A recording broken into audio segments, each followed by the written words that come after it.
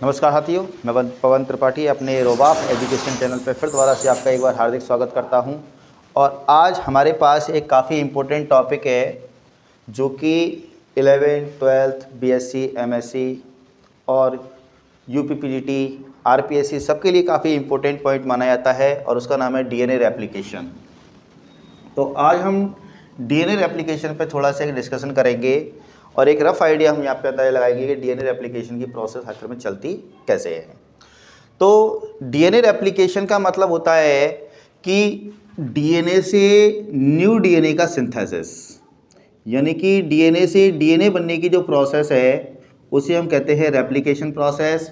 हिंदी में इसको प्रतिकृति भी कहा जाता है। डीएनए प्रतिकृति यानी कि डीएनए की डुप्लीकेशन की जो प्रोसेस है उसे डीएनए रेप्लिकेशन कहा जाता है। और डीएनए रेप्लिकेशन के बारे में सबसे पहले एक कॉन्सेप्ट पर ये काम करता है जिसे हम बोलते हैं प्रिंसिपल जो होता है डीएनए रेप्लिकेशन का, वो काम करता है आपका सेमी कंजर्वेटिव मेथड पर।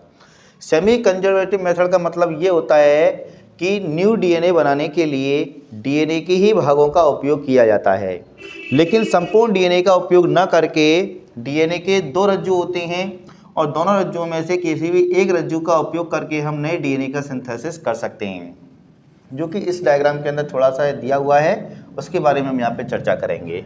और सेमी कंजर्वेटिव मेथड में ये बताया गया था, ये दिया गया था मिशेल्सन तथा स्टाहल नामक वैज्ञानिक द्वारा। मिशेल्सन और स्टाहल ने पहली बार इसको लेबोरेटरी कंडीशन के अंदर सेमी कंजर्वेटिव मेथड से न्यू डीएनए रेप्लिकेशन की प्रोसेस को स्टडी किया था। तो सबसे पहले हम बात करते हैं कि डीएनए रेप्लिकेशन की प्रोसेस चलती कैसे है और डीएनए रेप्लिकेशन आखिर में होता कैसे है। तो डीएनए रेप्लिकेशन के लिए सबसे पहले कुछ आवश्यक सामग्रियां होती हैं जिनके लिए हमको डीएनए रेप्लिकेशन के लिए अत्यंत आवश्यक हैं, जिन्हें हम बोलते हैं रिक्वायरमेंट्स फॉर डीएनए रेप्लिकेशन। तो डीएनए रेप्लिकेशन के लिए सबसे पहले हमको एक टेम्पलेट डीएनए की काम करेगा, यानी कि हमको एक ऐसा डीएनए लेना पड़ेगा जो कि हमारे लिए एक टेम्पलेट यानी कि एक सांचे की तरह काम करेगा, जो कि अर्ध सेमी कंजर्वेटिव मेथड के थ्रू हम कह सकते हैं कि डीएनए के आधे भाग का उपयोग किया जाएगा, जो कि टेम्पलेट की तरह काम में लिया जाएगा। दूसरा भाग होता है आरएनए प्राइमर। आरएनए प्राइमर का यूज़ करेंगे हम कि आरएनए प्राइमर की जो बाइंडिंग होती है वो हमेशा 3 प्राइम एंड के पास की जाती है। टेम्पलेट के रेस्पेक्ट में बात करें तो अगर ये पूरक रज्जु का निर्माण करेगा, यदि ये कॉम्प्लीमेंट्री डीएनए का निर्माण करता है तो 5 प्राइम एंड पर इनकी बाइंडिंग होगी और 5 प्राइम एंड पर बाइंडिंग करने के बाद आरएनए पॉलीमरेज एंजाइम यानी कि रेप्लिकेशन फैक्टर को ये आइडेंटिटी देता है, ये बताता है कि भाई इस जगह पर से रेप्लिकेशन की प्रोसेस स्टार्ट की जाएगी। तो इनिशिएशन यानी कि प्रारंभन जहाँ से किया जाता है वहाँ पर आरएनए प्राइमर का निर्माण किया जाता है। आरएनए प्राइमर की लोडिंग होती है और आरएनए प्राइमर को बनाने के लिए आरएनए प्राइमेज एंजाइम का उपयोग किया जाता है। तो प्राइमेज एंजाइम की सहायता से आरएनए पॉलीमरेज को 5 प्राइम एंड पर लोड किया जाता है और लोडिंग करने के बाद ताकि डीएनए पॉलीमरेज जो एंजाइम को ये मालूम चल सके कि भाई प्रोसेस हमको यहाँ से स्टार्ट करनी है, तो उस इनिशिएशन साइट का पता लगाने के लिए पॉलीमरेज एंजाइम आरएनए प्राइमर को पहचानता है और उस स्थान पर जाकर के लोड हो जाता है। अगला जो रिक्वायरमेंट है अपनी वो है डीएनए पॉलीमरेज एंजाइम। ये अपना एक मेन रेप्लिकेशन फैक्टर है ये, और इसके बिना रेप्लिकेशन की प्रोसेस नहीं चल सकती। ये अपना मेन रेप्लिकेशन फैक्टर कहलाता है। तो मेन रेप्लिकेशन फैक्टर क्या करता है कि प्राइमर की साइट पर जुड़ करके न्यू कॉम्प्लीमेंट्री डीएनए रज्जु का निर्माण करेगा, जैसे कि हम यहाँ पे डायग्राम में देख भी सकते हैं। तो ये प्रोसेस चलती कैसे है कि मान लीजिए ये हमारे सामान्य डीएनए है, डीएनए के दोनों रज्जुक उपस्थित होते हैं। दोनों रज्जुकों को सबसे पहले जो प्रोसेस की जाती है वो हम देख सकते हैं कि अगली प्रोसेस में हम देखेंगे कि इसमें लाइगेज एंजाइम की लोडिंग की जाती है। लाइगेज एंजाइम क्या करता है कि डीएनए का एक रज्जुक ऐसा होता है जिस पर डीएनए खंडों का निर्माण अंदर से बाहर की तरफ होता है।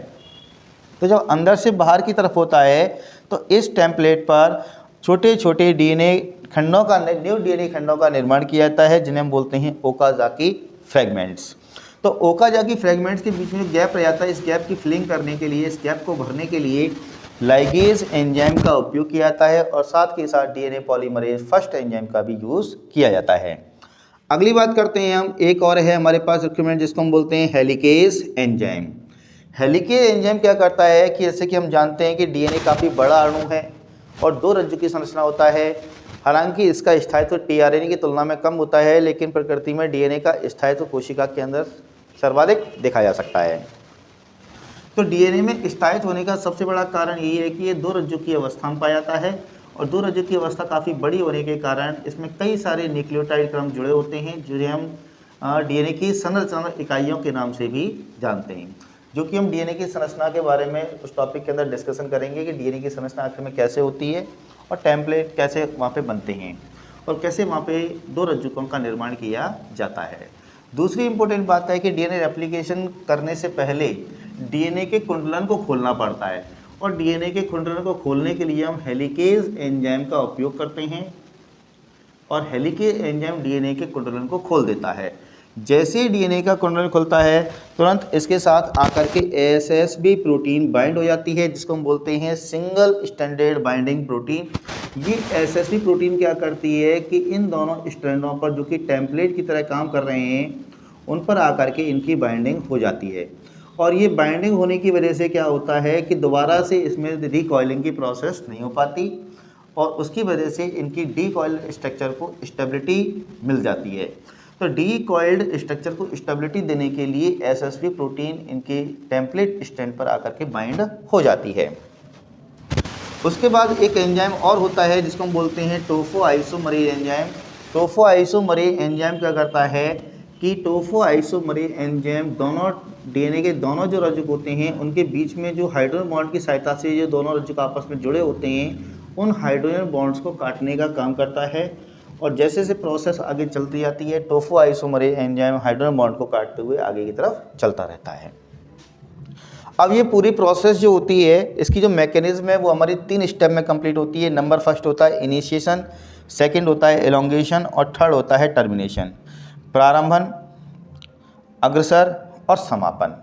जब हम इनिशिएशन प्रोसेस की बात करें तो सबसे पहले क्या होता है कि हेलिकेज एंजाइम क्या करता है डीएनए के कुंडलन को खोलता हुआ चला जाता है।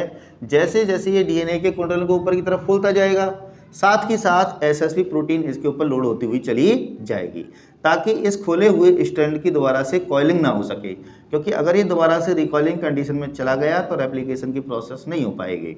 तो डीएनए प्रतिकृति यानी कि डीएनए रेप्लिकेशन डुप्लीकेशन के लिए ज़रूरी है कि सबसे पहले हेलिकेज एंजाइम के द्वारा डीएनए के कुंडलन को खोला जाए। तो सबसे पहले हेलिकेज एंजाइम क्या करेगा डीएनए के कुंडलन को खोलेगा और एसएसबी प्रोटीन इसके ऊपर लोड होकर के इसके पुनर्कुंडलन की प्रक्रिया को रोक देगी। साथ ही साथ क्या होता है कि हेलिकेज एंजाइम के पीछे जस्ट पीछे की तरफ एक एंजाइम काम करता है जिसको हम बोलते हैं टोफोआइसोमरेज एंजाइम।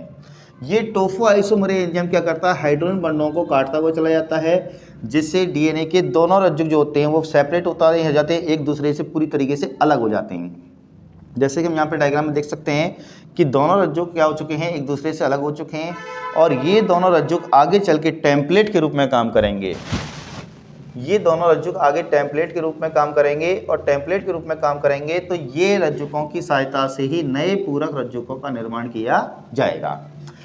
तो टोफोआइसोमरेज एंजाइम क्या करता है हाइड्रोजन बंधनों को काटता हुआ आगे की तरफ मूव करता रहता है, इस तरह से गमन करता रहेगा ये ऊपर की तरफ और हाइड्रोजन बंधनों को काटता रहेगा, जिसकी वजह से ये दोनों टेम्पलेट अलग अलग हो जाते हैं।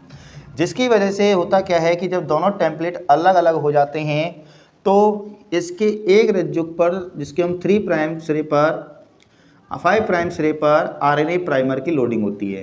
तो आरएनए प्राइमर क्या करता है एक इनिशिएशन साइट प्रोवाइड करवा के देता है जिसको हम बोलते हैं प्रारंभन स्थल।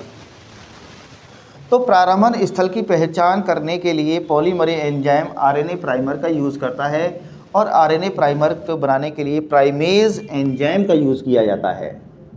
प्राइमेज एंजाइम, ये प्राइमेज एंजाइम क्या करता है कि 5 प्राइम एंड पर आरएनए प्राइमर की लोडिंग करता है, जिससे न्यू कॉम्प्लीमेंट्री डीएनए रज्जु के निर्माण के लिए पॉलीमरेज एंजाइम को इनिशिएशन साइट की पहचान करने में कोई प्रॉब्लम क्रिएट नहीं आती है या कोई भी प्रॉब्लम दिक्कत कोई भी किसी तरह की कोई दिक्कत नहीं आती है। आसानी से ये पहचान सकता है कि प्रोसेस कहाँ से हमको स्टार्ट करनी है।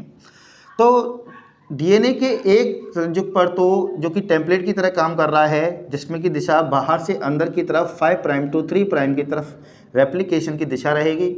हमेशा याद रखना कि डीएनए रेप्लिकेशन करे या अनुलेखन करे या अनुवादन करे, ये तीनों ही प्रोसेस जो होती हैं अपनी 5 प्राइम टू 3 प्राइम की डायरेक्शन में मूव करती रहती हैं, यानी कि हमेशा जो पॉलीमरेज एंजाइम की जो दिशा होगी वो 5 प्राइम सिरे से लेकर के 3 प्राइम सिरे की ओर होती है।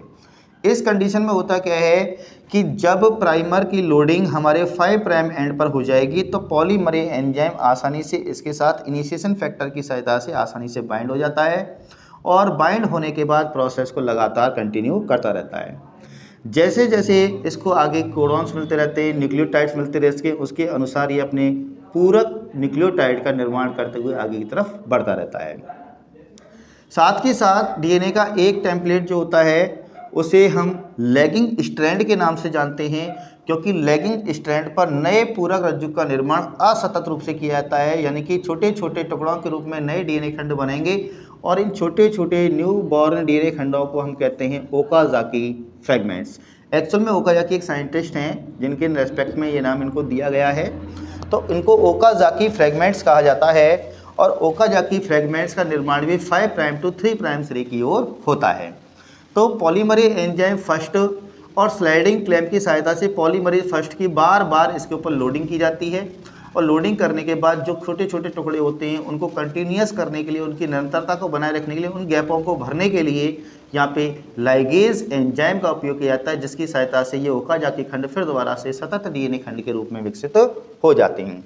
तो हमेशा याद रखना कि डीएनए के दोनों जो रज्जुक होते हैं जिन्हें हम बोलते हैं लीडिंग स्ट्रैंड और एक होता है अपना लैगिंग स्ट्रैंड। तो एक स्ट्रैंड जो कि लीडिंग स्ट्रैंड की तरह काम करता है उस पर सतत रूप से कॉम्प्लीमेंट्री पूरक डीएनए रज्जुक का निर्माण किया जाता है और दूसरा जो खंड होता है जिसे हम बोलते हैं लैगिंग स्ट्रैंड पर अंदर से बाहर की तरफ छोटे छोटे ओकाजाकी खंडों के रूप में नए पूरक डीएनए के रज्जुक का निर्माण किया जाता है। जैसे ये प्रोसेस स्टार्ट हो जाएगी उसके बाद अगली प्रोसेस आती है अपनी इलोंगेशन की। इलोंगेशन की प्रोसेस में क्या होता है कि पॉलीमरेज एंजाइम क्या करता रहता है, आगे कॉम्प्लीमेंट्री डीएनए रज्जुक का निर्माण करता हुआ आगे की तरफ बढ़ता रहता है और अपने समापन स्थल की तरफ गति करता रहता है। मान लीजिए समापन स्थल अगर यहाँ पे है, टर्मिनेशन साइट अगर हमारे यहाँ पे है, तो टर्मिनेशन साइट तक पहुँचने की जो प्रक्रिया है उसे हम कहते हैं इलोंगेशन। तो एक बिंदु वो होता है जहाँ से प्रोसेस स्टार्ट होती है और दूसरा बिंदु वो होता है जहाँ पे प्रोसेस समाप्त होती है। तो जहाँ प्रोसेस समाप्त होती है उसे हम कहते हैं टर्मिनेशन साइट और जहाँ से प्रोसेस स्टार्ट होती है उसे हम बोलते हैं इनिशिएशन साइट। तो प्रारंभन स्थल से प्रोसेस प्रारंभ होगी और टर्मिनेशन यानी कि समापन स्थल पर प्रोसेस को रोक दिया जाएगा। तो टर्मिनेशन साइट पे पहुंचने के बाद इस प्रोसेस को बंद किया जाता है और SSP protein, polymerase enzyme, helicase enzyme, topoisomerase enzyme, सारे के सारे जितने भी इसमें काम आने वाले एंजाइम है वो सारे के सारे इस प्रोसेस से बाहर हो जाते हैं और डीएनए अपनी सामान्य स्थिति में वापस लौट के आ जाता है। तो इसी के साथ हमने अब देखा कि आज की हम डीएनए रेप्लिकेशन की प्रोसेस की यूकैरियोटिक सेल्स में कैसे चलती है और प्रोकैरियोटिक सेल्स में कैसे चलती है। तो चलने की प्रोसेस तो प्रोकैरियोटिक और यूकैरियोटिक में दोनों में ही सिमिलर होती है, बस डिफरेंस ये होता है कि पॉलीमरेज एंजाइम जो कि मेन रेप्लिकेशन फैक्टर माना जाता है वो मेन रेप्लिकेशन फैक्टर चेंज हो जाते हैं, बाकी सारी प्रोसेस हमारी जो होती है वो सिमिलर होती है। तो आज हमने डीएनए रेप्लिकेशन के बारे में थोड़ी सी चर्चा की है और इसके बारे में संबंधित कोई भी क्वेश्चन हो या इससे संबंधित और भी डिटेल आपको चाहिए तो हमारे रोबाफ एजुकेशन चैनल से जुड़े रहिए और उस पर नेक्स्ट जो वीडियो होंगी इसी से संबंधित आती रहेंगे। डीएनए की संरचना के बारे में बात करेंगे हम कि डीएनए की इकाई क्या होती है, डीएनए का निर्माण कैसे होता है, डीएनए स्थायित्व कैसे प्राप्त करता है, डीएनए किस रूप में कोशिका के अंदर पाया जाता है, डीएनए का कितने % भाग हमारा जीन के रूप में काम करता है। तो इन सारे टॉपिकों के बारे में हम अपनी नेक्स्ट वीडियो में चर्चा करते रहेंगे। तब तक के लिए नमस्कार, धन्यवाद।